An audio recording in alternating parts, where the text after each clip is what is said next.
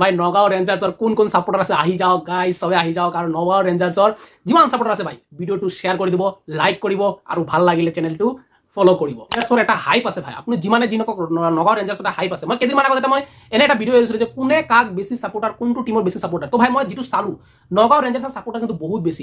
নগাঁও ৰেঞ্জাৰ্ছে এক দুটা বাই মই কম বহুতেই ভাল হৈছে। এটা হ'ল ৰোহিনন্দন পেগু আৰু এক্স ফেক্টৰ মোৰ হিচাপত নগাঁও টিমৰ হ'ব ৰোহিনন্দন পেগু, এটা হ'ব কিন্তু গাইজ সাবস্ক্ৰাইব কৰিব নাপাহৰিব। যদি ইউটিউবত চাই আছে সাবস্ক্ৰাইব কৰিব, যদি ফেসবুকত চাই আছে ন ফলো নিশ্চয় কৰি থব। ভাল লাগিলে কমেন্ট কৰিব গাইজ। আবে কেলা নগাঁও কি টিম বনাইছে বে, না কি ডাঙৰ প্লেয়াৰ এটা কোনোবা কিনিছে, না ভাই কিবা 10 লাখতকৈ বেছি কাৰোবাৰ খৰচা কৰিছে, কিন্তু ভাই টিম বনাইছে দে ভাই। নৰাগ দাস ভাই দিমাগ লগাই দিছে ভাই। অকশ্যন চবে নোৱাৰে অকশ্যনত ভাই বহিব, ভাই চাহাবি বনাই দিছে বে টিম। মই সেইকাৰণে কৈছো তাৰমানে যেকেইটা প্লেয়াৰ লৈছে কিন্তু মস্ত ক্লেভাৰ বাবাল থকা প্লেয়াৰ লৈছে, কিন্তু ইমানো পইচা দি লোৱা নাই। ৰোহিনন্দন পেগু ভাই 2,80,000 টকাত ৰোহিনন্দন পেগু পায় নেকি বে? হি ডেঞ্জাৰ প্লেয়াৰ হয়, এই ডমেষ্টিক খেলা প্লেয়াৰ ভাই, ই অসমৰ হৈ খেলিছে বে। তো মাৰ্কি প্লেয়াৰ লিষ্টত থাকিব লাগে হিচাপমতে। আৰু সেই প্লেয়াৰটোক 2,40,000 কিমান কিনিছে ভাই? ৰোহিনন্দন পেগু 2,80,000 কিনি পেলাইছে। তো ভাই দিমাগটো লগাইছে নহয় কিবা। তো মোৰ হিচাপত মানে বাবাল টিম বনাইছে, স্কোৱাড বনাইছে নগাঁও ৰেঞ্জাৰ্ছে। আপোনালোকৰ কি হয় এইটো কমেন্ট কৰি জনাব। পিছে নগাঁও ৰেঞ্জাৰ্ছৰ কিছুমান কথা আছে ভাই। নগাঁও ৰেঞ্জাৰ্ছৰ মই চালো এইবাৰ পৰাগ দাস মানে ৰিয়ান পৰাগৰ ফাদাৰ, তেখেতক ৰাখিছে কি ভাই, তেখেতক মেণ্টৰ হিচাপে ৰাখিছে। অকশ্যনত তেখেতসকলে কি কৰিছে, তো পৰাগ দাস ক'লে যে আমি মানে মাৰ্কি প্লেয়াৰবিলাকক সবে টাৰ্গেট কৰিব সিহঁতে জানে। তো সিহঁতে তেখেতে যিটো ক'লে মাৰ্কি প্লেয়াৰ্ছক সকলোৱে টাৰ্গেট কৰিব, সেইকাৰণে তেখেতে এটা লিমিট পৰ্যন্ত যাব পাৰি বুলি কৈছে, তাতকৈ বেছি যাব নোৱাৰে। আৰু আপোনালোকে চাব যিমান মাৰ্কি প্লেয়াৰ ডেনিছ দাস হওক, সুমিত গাৰ্ডিগংকৰ হওক, তেনেকুৱা যিমানটা প্লেয়াৰ আছিলে যে ষ্টাৰ্টিঙত 20টা প্লেয়াৰ যিটো অকশ্যনত মাতিছিলে, তাতে নগাঁও ৰেঞ্জাৰ্ছে বিডিঙত গৈছিল, কিন্তু তেনেকুৱা হিচাপত যোৱা নাছিলে যে ল'বই লাগিব, সেই হিচাপত কিন্তু যোৱা নাছিলে। আৰু আজিৰ ডেটত আপুনি যদি চাই নগাঁও ৰেঞ্জাৰ্ছত কিন্তু তেনেকুৱা মাৰ্কি প্লেয়াৰ কিন্তু তেনেকুৱা নাই, যে মানে একদম 10ৰ ওপৰত তেনেকুৱা প্লেয়াৰ কিন্তু নাই নগাঁও ৰেঞ্জাৰ্ছ। যেনে অভিজিত সিং সিদ্ধু 2,20,000 টকাত তাক কিনিছে, ভাল প্লেয়াৰ হয়। অক্ষয় কুমাৰ ডেকা 2,40,000 কিনিছে। আফতাব আলম 75,000 কিনিছে। অনুৰাগ তালুকদাৰ 3 লাখ টকাত কিনিছে। অনুৰাগ তালুকদাৰ এটা ভাল বলাৰ হয় আৰু মোৰ হিচাপত তাক প্লেইং 11ত দিয়া যায়। মই প্লেইং 11 কি দেখিছোঁ মই কম, আপোনালোকৰ ডিছকাশ্যন কৰিম। বিশাল ৰয় 4,40,000 টকা। ধ্ৰুৱৰাজ বৰা 4,20,000 টকা। ৰোহিনন্দন পেগু 2,80,000 টকা। সুমিত কাশ্যপ 9 লাখ টকা। সুনীল লাচিত 7 লাখ টকা আৰু দৰ্শন ৰাজবংশী 2,40,000 টকা।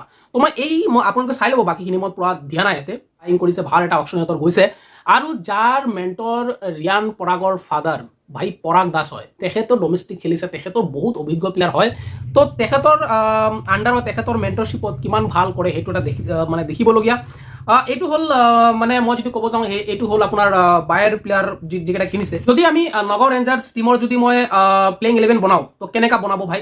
চব প্লেয়াৰ্ছত মই চিনি নাপাওঁ, যিটো মই প্ৰত্যেকটা ভিডিঅ'ত কৈ আছোঁ, প্ৰত্যেকটো প্লেয়াৰক চিনি নাপাওঁ।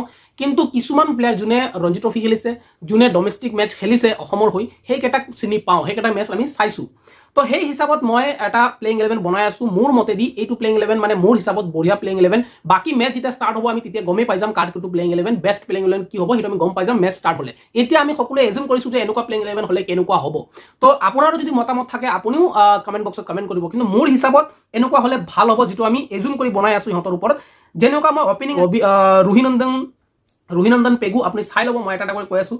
মোৰ মতেদি কেপ্টেইনো হ'ব ৰোহিনন্দন পেগু আৰু অপেনিং তাৰ লগত কৰিব ধ্ৰুৱৰাজ বৰা। তো ধ্ৰুৱৰাজ বৰা আৰু ৰোহিনন্দন পেগু হৈ গ'ল মোৰ অপেনাৰ। প্লাছ 3 নম্বৰত আহিব বিশাল ৰয়। 4 নম্বৰত হ'ব সুমিত কাশ্যপ। সুমিত কাশ্যপ এটা অলৰাউণ্ডাৰ হয়, সি বেটিঙো কৰিব পাৰে, বলিঙো কৰিব পাৰে। আৰু আপুনিও যদি বিচাৰে সুমিত কাশ্যপক আপুনি কাপ্তানো বনাব পাৰে, কাৰণ সি এটা কেপ্টেইনচি মেটেৰিয়েলো হয়, যিটো আমি চাইছোঁ যিমান। তাৰপিছত হ'ল কি SK জয়ানাম, তাৰপিছত জিতু কলিতা। 7 নম্বৰত ৰাহুল সিং স্পিনাৰ হয়, প্লাছ বেটিঙো কৰিব পাৰে, কিন্তু মেইনলি স্পিনাৰ হয়। তাৰপিছত আকাশ কুমাৰ ডেকা বলাৰ হয়। সুনীল লাচিত, ভাৰ্গৱ দত্ত, দৰ্শন ৰাজবংশী এইকেইটা ফাষ্ট বলাৰ হয়। তো মোৰ প্লেইং 11 আপোনালোকে চাই লওক, মই দেখাই দিছোঁ। ৰোহিনন্দন পেগু, ধ্ৰুৱৰাজ বৰা হ'ব অপেনিং। বিশাল ৰয়, সুমিত কাশ্যপ হ'ব অলৰাউণ্ডাৰ। SK জয়ানাম, জিতু কলিতা, ৰাহুল সিং, আকাশ কুমাৰ ডেকা, সুনীল লাচিত, ভাৰ্গৱ দত্ত আৰু দৰ্শন ৰাজবংশী এইকেইটা হ'ল মোৰ প্লেইং 11। আপোনালোকৰ যদি মতামত থাকে কমেণ্ট কৰিব। আৰু ছেকেণ্ড হ'ল চাওক, নগাঁও ৰেঞ্জাৰ্ছৰ এটা হাইপ আছে ভাই আপুনি যিমানে যি নকওক নগাঁও ৰেঞ্জাৰ্ছৰ এটা হাইপ আছে মই কেইদিনমান আগত মই এনে এটা ভিডিঅ' এৰিছিলোঁ যে কোনে কাক বেছি ছাপোৰ্টাৰ কোনটো টিমৰ বেছি ছাপোৰ্টাৰ তো ভাই মই যিটো চালোঁ নগাঁও ৰেঞ্জাৰ্ছৰ ছাপোৰ্টাৰ কিন্তু বহুত বেছি মোৰ তাতে টপ 3 যদি মই কওঁ তো নগাঁও ৰেঞ্জাৰ্ছ আছিলে তেজপুৰ টাইটান্স আছিলে আৰু যোৰহাট আছিলে ভাই এই তিনিটা টিম বহুত হাইপ চলি আছে কিন্তু মোৰ এনেকুৱা লাগি আছে নগাঁও অলপ বেছি ভাই ওপৰত যাই আছে বে নগাঁওটো মানে বাবাও দিব মোৰ এনেকুৱা লাগে কাৰণ চাওক আপুনি যিমানে ভাল নেখেলক যদি আপোনাৰ ছাপোৰ্টাৰ নাথাকে নহয় তো আপুনি সেই মজাটো নাপায় যদি আপোনাক ছাপোৰ্ট কৰা মানুহ যদি দৰ্শক যদি আপোনাৰ বহুত থাকে আপোনাৰ মানে প্লেয়াৰ কেইটাও ছাপোৰ্ট পায় আৰু মই সেই হিচাপত যদি মই ক'ব যাওঁ তে ভাই নগাঁৱে ভাল এটা ছাপোৰ্টাৰ বনাই থৈছে বে মই চালোঁ কেইদিনমান ধৰি তো নগাঁও ৰেঞ্জাৰ্ছৰ মই এইটো ক'লোঁ মোৰ হিচাপত প্লেইং 11 কি আৰু মোৰ হিচাপত সিহঁতৰ যিটো খাতাৰনাক এক্স ফেক্টৰ আগত মই যদি কওঁ তো এক্স ফেক্টৰ মোৰ হিচাপত নগাঁও টিমৰ হ'ব ৰোহিনন্দন পেগু এটা হ'ব সুমিত কাশ্যপ এটা হ'ব ৰাহুল সিং স্পিনাৰত ৰাহুল সিং ধৰক সুমিত কাশ্যপ হ'ল আপোনাৰ অলৰাউণ্ডাৰ আৰু ৰোহিনন্দন পেগু ভাই এটা বাবাল প্লেয়াৰ হয় বহুত কম বয়স সিহঁতৰ 24 চাগে 23-24 বছৰ ৰোহিনন্দন পেগু বঢ়িয়া প্লেয়াৰ হ'ব যিটো ক'লোঁ আপোনালোকৰ কি মতামত হয় এইটো জনাব কিন্তু গাইজ ছাবস্ক্ৰাইব কৰিব নাপাহৰিব যদি ইউটিউবত চাই আছে ছাবস্ক্ৰাইব কৰিব যদি ফেচবুকত চাই আছে ন ফলো নিশ্চয় কৰি থ'ব ভাল লাগিলে কমেণ্ট কৰিব গাইজ